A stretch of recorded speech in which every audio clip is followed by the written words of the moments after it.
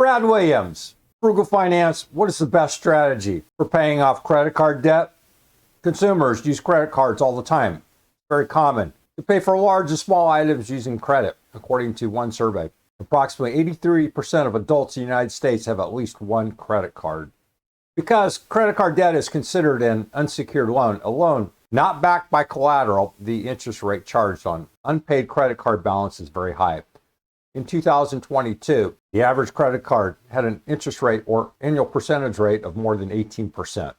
Well, it's 2025, and that number now is up to 22%. So if you had $10,000 in credit card debt at an 18% interest rate and paid $200 towards the balance every month, you'd take more than 7 years to pay it off and pay more than $8,000 in interest alone.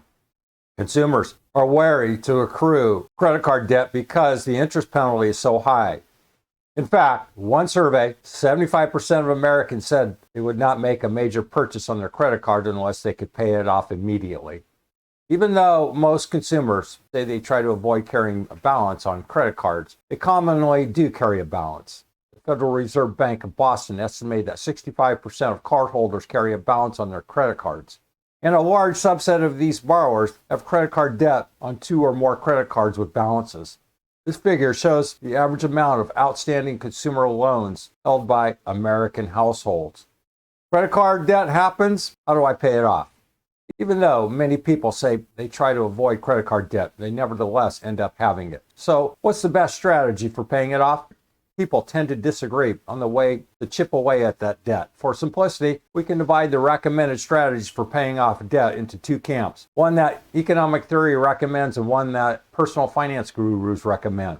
Let's explore the costs and benefits of these different strategies using the following concrete example.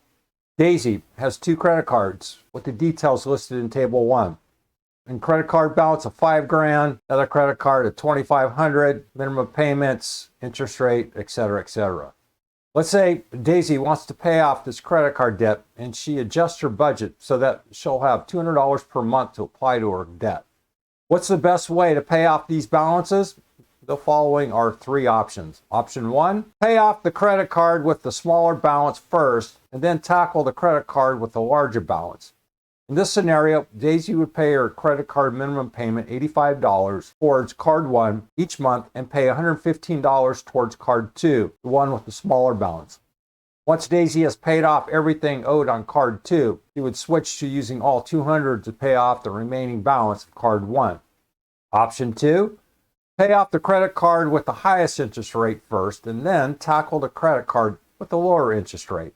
In this scenario, Daisy would pay the minimum payment $40 towards card 2 each month and pay $160 towards card 1, the one with the higher interest rate. Once she paid off everything owed on card 1, she would switch to using all $200 to pay off the remaining balance on card 2.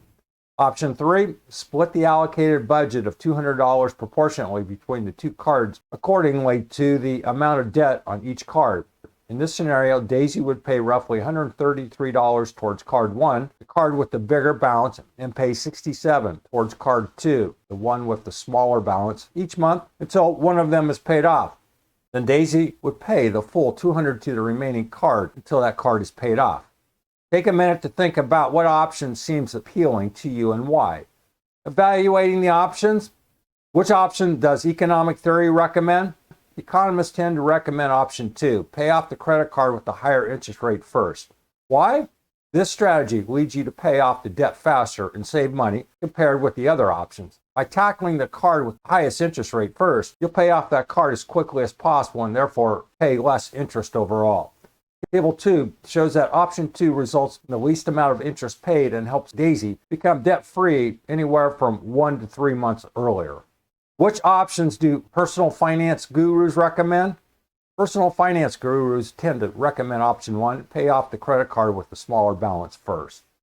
James Chow, an economist at Yale, reviewed the top 50 personal finance books in the country to see which type of advice they'd offered on this topic. Of the subset of books that covered this topic, roughly half recommended targeting resources towards a credit card with a smaller balance. Why? The strategy is thought to help build motivation. It's sometimes called the snowball method. And the selling point here is people perception of progress, which aligns with other research on achieving quick wins to keep people motivated. By tackling and paying off the smaller balance first, the person in debt will have a sense of accomplishment or victory early on. So personal finance gurus think that tackling smaller credit card balances help build momentum towards the final goal of paying off all the debt. What do borrowers with credit card debt choose? Perhaps surprisingly, most borrowers choose option 3, repay both credit cards at rates roughly equal to the amount of debt on the card. In this example, option 3 saves the borrower more money than option 1. Table 2 shows how much time and money all 3 approaches end up costing using the dollar amounts from the above example. Conclusion? Who's right? This is where behavior economics or psychology can come into play. Economic theory can tell us what the quickest, the cheapest option is, targeting high interest debt first, regardless of the size of the balance, as you would pay less interest overall. But it's only the best solution if people stick to it. Personal finance gurus think that many people are more likely to succeed in paying off all their debt if they get rid of one credit card debt quickly, even if it means they don't perfectly optimize their choices. Ultimately, the best strategy is the one that helps someone pay off their total debt balance. Personally, I would go with number 2. Think about it. You're paying a higher interest rate, you're just wasting money. So focus on paying off the higher interest rate first. 2, just stop buying things. And 3, discipline. Not brain surgery, it's just a discipline. And I live by the title of this video, Frugal Finance. It's just common sense to save money and think about from the economic side, the finance side, and the personal side. But whatever works for you works. The bottom line here is pay off your credit card debt on a monthly basis. If you have any questions or concerns or comments, let me know. Brad Williams, Frugal Finance. Thanks for watching. Hope that helps. See you soon.